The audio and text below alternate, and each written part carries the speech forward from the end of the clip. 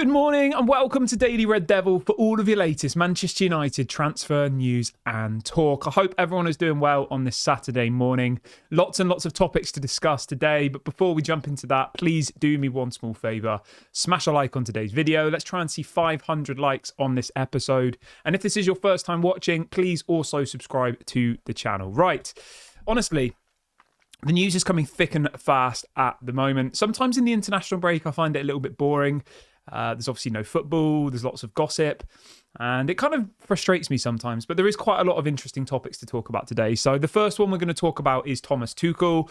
Obviously, everybody wants to talk about the manager, wants to talk about whether he's going to get sacked and all the rest of it. Well, Man United play their next game of football a week today against Brentford, and Erik ten Hag still is the Manchester United manager. So I don't really see why he'd be sacked between now and next week. If they were going to sack him, they would have sacked him straight after the last game against Aston Villa. That would have made the most sense, wouldn't it? There's no point waiting a week when you could have had a new manager in place, doing preparations, etc., etc. So they clearly aren't going to sack him. Whether that's right or wrong, obviously you can let me know in the comment section. Do you think Ineos have made the right decision by keeping Erik ten Hag? Let me know your thoughts below. I'll give you mine in a minute, but let me just focus on this Thomas Tuchel story very, very quickly. So this is coming out from Sport Bild via Christian Falk, who's obviously tier 1 German journalist, very, very good journalist around German football. And he's reporting this morning that apparently Thomas Tuchel is now negotiating with England to become the next permanent national team coach. Now, I'm not going to ask you what you think about him becoming the England manager, because obviously this isn't an England channel. But how does everyone feel about that? Because I know for me, if Erik ten Hag was going to be sacked, Thomas Tuchel was the obvious option, wasn't he? He was the one that a lot of fans were saying, you bring in Tuchel, Tuchel will take us back to where we should be, blah, blah, blah. He's won the Champions League. Obviously he is available.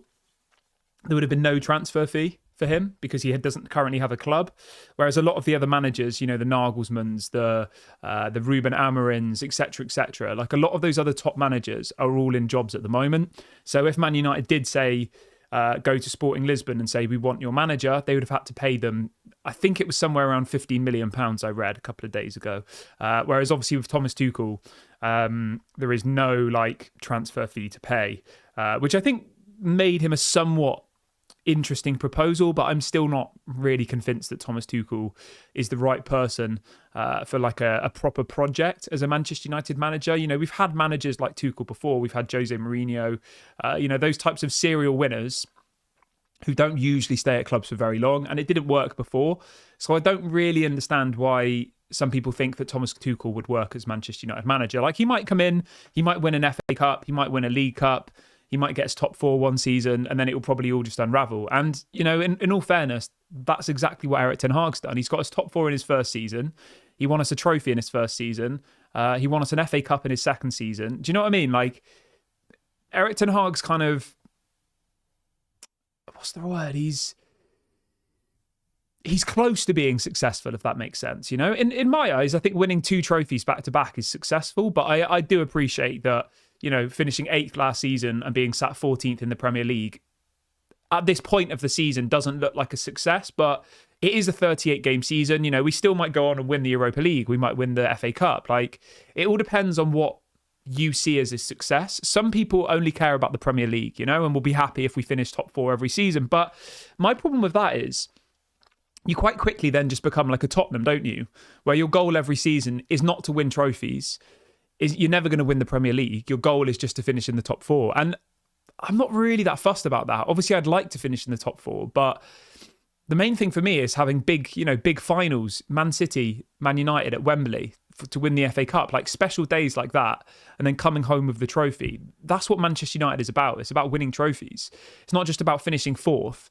We're not Tottenham, we're not Newcastle. Those are the types of teams who aspire to finish 4th, get the Champions League money, and then just kind of stay around that position and never kind of progress from there.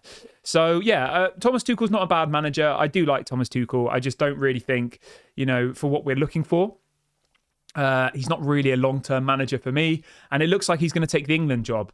Apparently, the FA are reluctant. This is what's being reported this morning. They're reluctant to bring in a manager who they're going to have to pay a fee for. So the other managers that England were looking at were people like Eddie Howe, but obviously he's at Newcastle, and apparently Newcastle have asked for £5 million from England if they were to take Eddie Howe. And apparently the FA's response is that they feel it would be deemed... it would be bad for the FA because their money should be going into grassroots football, not into buying managers off other football clubs. So, yeah, it looks like Thomas Tuchel to England is really picking up some momentum. Now, there is obviously the possibility that this is agent-driven. That's something we've got to consider.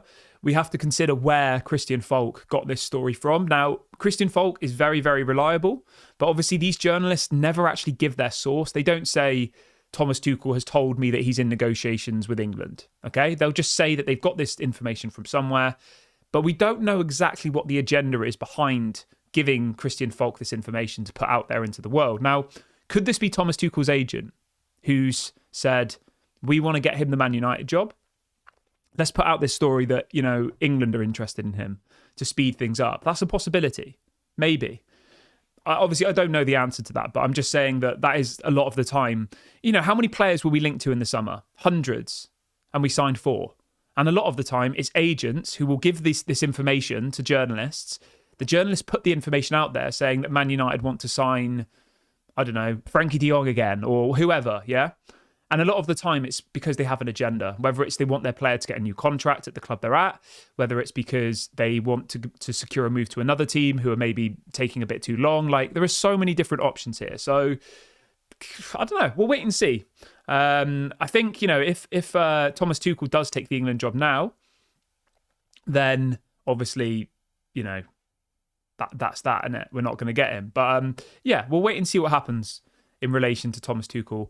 I personally wouldn't be that bothered if he went to England and didn't come to Manchester United. I don't think he's somebody who's going to be here for like 5 to 10 years. I think he'll be here a couple of years.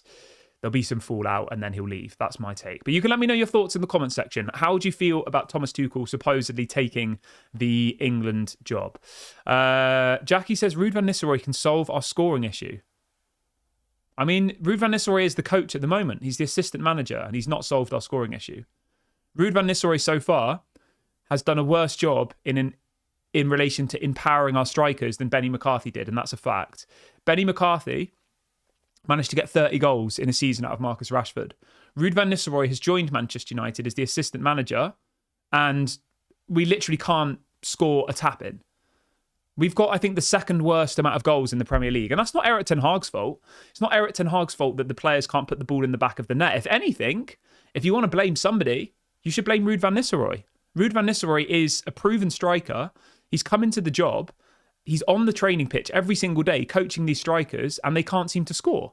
So, if these people, want to start this agenda against Erik ten Hag saying it's his fault that Garnacho doesn't score, I'm not blaming Ruud van Nistelrooy, but I'm just saying for argument's sake, if you want to blame somebody, the person to blame would be Ruud van Nistelrooy, because you had Benny McCarthy here. We scored 30 goals with Marcus Rashford. You've now got Ruud van Nistelrooy here, and we've got how many goals have we got? We got 3 against Southampton, 1 against Fulham, 1 against Brighton. We've scored 5 goals in 7 games with Ruud van Nistelrooy as the striking coach. So, yeah. Lumen says, Kieran, have you already started having doubts about Ineos? Not at all. I haven't had any doubts whatsoever.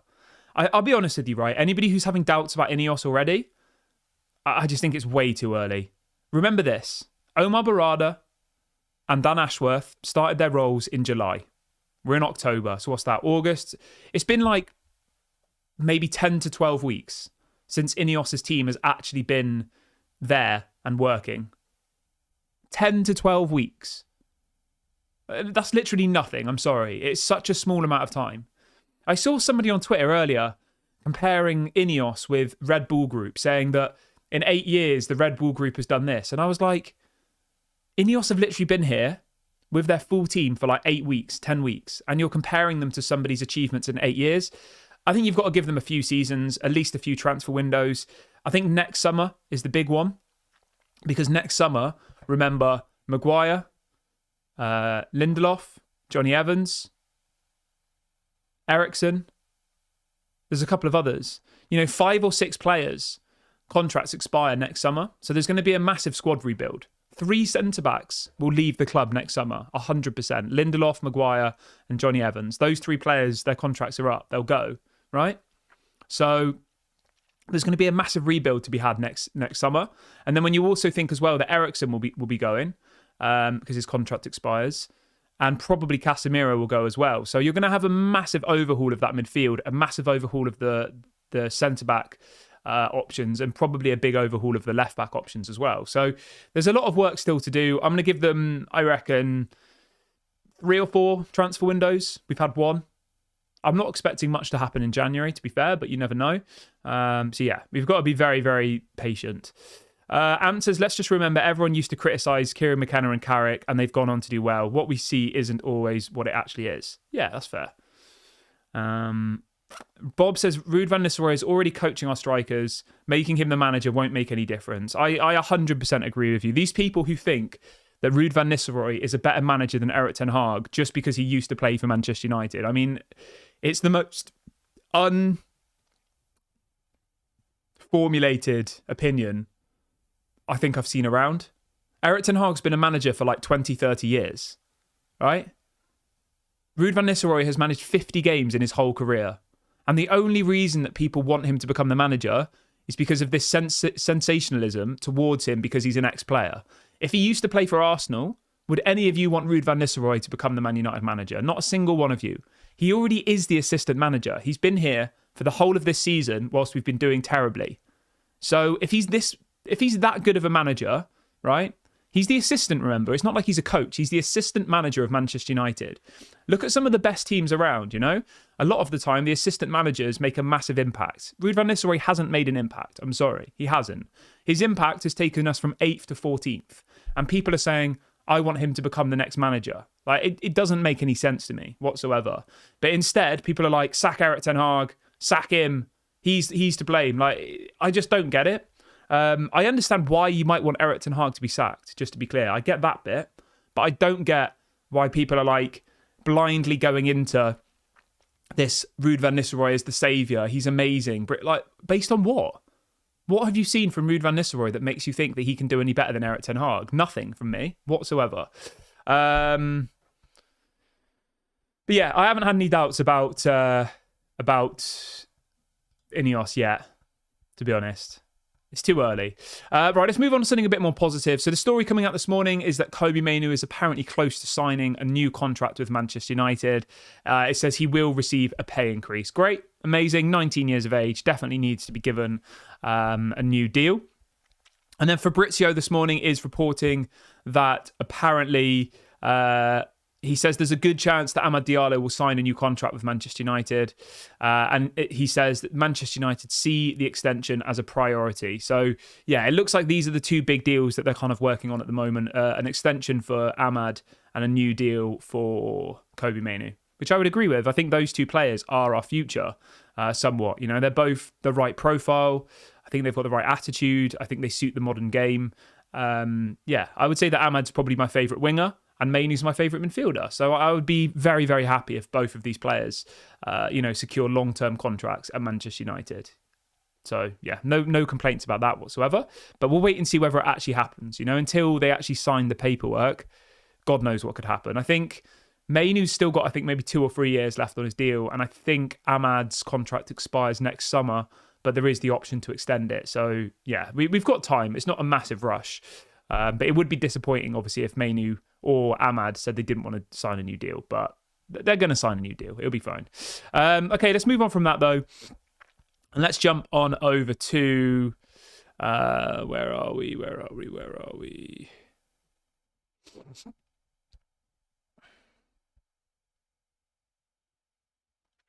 Some more good news. Chido Obi-Martin is in training now. So this is coming out from a couple of different people this morning, saying that Manchester United will be patient with Chido Obi-Martin. He has only been at training for the last couple of weeks and won't be rushed to play a competitive fixture until his long-term development plan is in mind.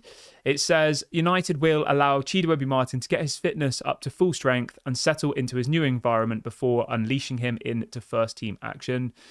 He says Chidobe Martin's situation is similar to Seko Kone. So, yeah, that's great to see that Chidobe Martin is effectively now training. He's there. Yeah, I'm happy about that. I am. What have we got?